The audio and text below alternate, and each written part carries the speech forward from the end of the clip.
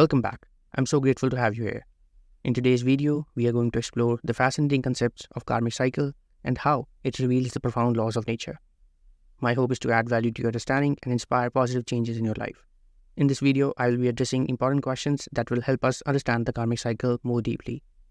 As we embark on this journey together, we'll understand how performing good karmas and making thoughtful decisions can help end sufferings, allowing us to live a more fulfilling life free of negativity. Thank you for being here and for joining me in this quest for great understanding and a better way of living. Let's dive in.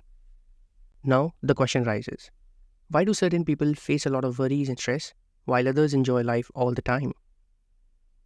We need to note that mental thoughts and issues like overthinking, anxiety, and self-created fears are within one's control and are not karmic unless it is a major mental illness like insanity.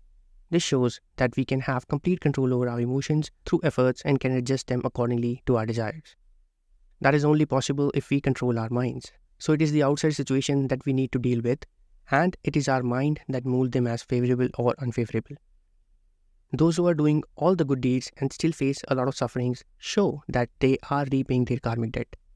Meanwhile, those who are doing negative things and wrong act seem to be enjoying life because they are utilizing the good deeds done in the past life or past. This means that when someone who does holy and good karma, pleasing and positive situations come in life, whereas anyone doing any wrongful act or bad karma will face the consequences either in this life or next life, where his sanchit karma or balance suffers. Let's take an example. A teacher who is very honest, hardworking, loyal, and genuinely cares for the students, but is not rich and faces difficulties in his career regarding finances. Whereas the one helping students pass through illegal means may seem to be enjoying luxury. It appears that honest teacher is suffering, but overall balance in life will be much more pleasing with settled emotions for the honest and loyal teacher than the one using illegal means. All negative thoughts, karmic sufferings, and difficulties in life come directly from the bad karma, and there is no way to surpass it. In the end, the loyal teacher may face difficulties in his career and after retirement, but his mind and heart will always be positive and settled with compassion towards others. In contrast, hatred, comparison, and illnesses will be in the path of the other. They show that money earned through wrongful means will turn into suffering, losses, and hardships. Karma we do in life gets attached to all the lifetimes, and repayment of the bad karma may take lifetimes as well, if it is affecting the general public at large.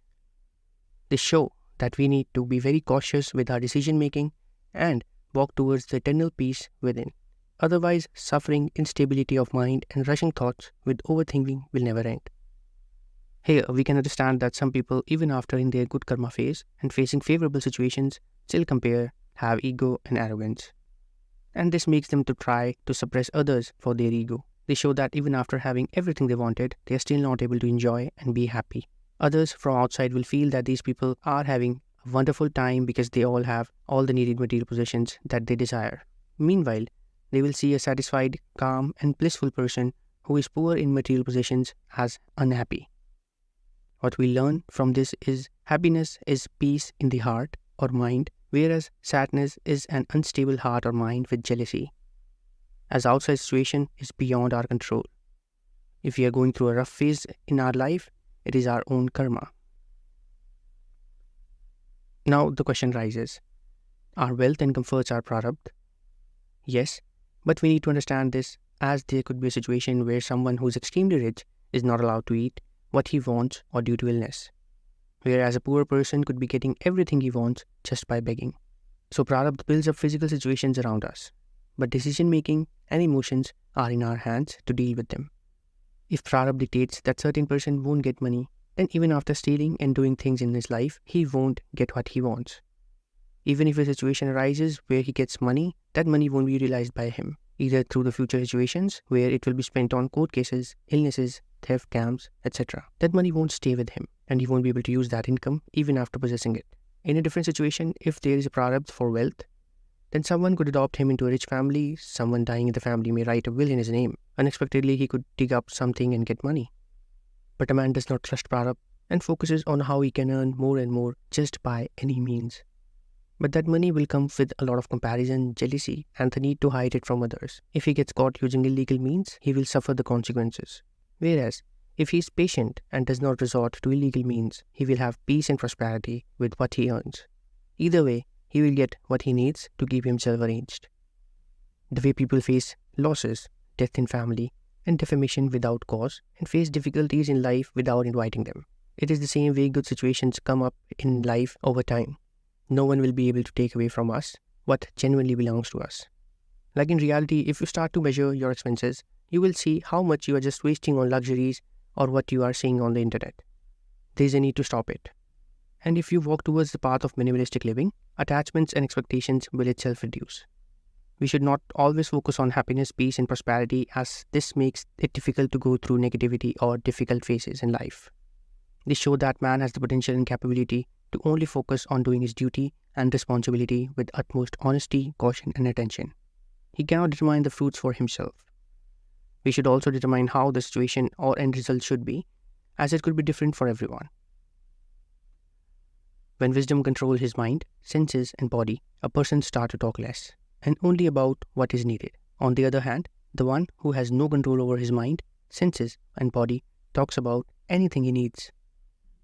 What we can learn here is that while performing a karma, we need to be cautious, and while facing the results, we need to have satisfaction. As we have discussed, at the start, there is a man and the universe. The moment he connects himself with the universe, karma is done. Again, the good and bad emotions we feel after certain events in our life are due to lack of knowledge and not prarabdha. Karmic repayment builds up circumstances in our life. We can completely control our emotions and feelings even after going through the worst of the phases. If difficult situations are prarabdha, then how do medicine reduce a person's suffering in a few hours? Is it our free will? Medicines can cure illnesses, but if the illness is prarabdha, then medicine will only be able to cure it to some extent, and the rest will remain, either as a physical situation or suffering. This is why rich face rare illnesses that cost them a lot in their life. But how rare it is to get the right diagnosis and the right medicine at the right time in our life. Illnesses are of two types, mental and physical. Mental illness are of two types again, sadness, depression, stress, tension, and the other is insanity. Insanity is totally due to prarabdha. With knowledge, one can cure stress and tension. So if illness is prarabdha, why do some people die from something as simple as common cold, while others survive even after attempting to self-harm? Death can be sudden or accidental, but both are due to prarabdha. Self-harm is a wrong that people do, and it accounts to bad karma for killing a being, even oneself. At times people try to self-harm but are not able to do because of someone else's prarabdha is attached to them. Either they have to get married or have a kid, which is the prarabdha that needs to be fulfilled. And that is the reason why they still live. Or it could be a situation where they need to do something good for others or achieving something good out of their desire in this lifetime. Is it taking revenge an act of free will, or it is again driven by prarabdha? Revenge is also wrong, as it is the duty of the universe, not of an individual. The person seeking revenge may not be aware that they are acting on impulses from past life. They consider it as part of their karma in this life and face consequences, such as long-term imprisonment in the worst conditions or sudden illness or death. So now the question arises, how to keep equanimity when we already know that something wrong is happening or if we are not happy from within? Equanimity is the state when we are compassionate and grateful for everything around us. We consider others' suffering as our own. We look at good and bad phases without getting too attached and affected by them. If we only focus on our pleasure, we can feel equanimity within. The moment we focus on someone else's benefit and welfare, we feel a strong energy within. Taking care of our own known or blood relatives like mother, father, partner, etc.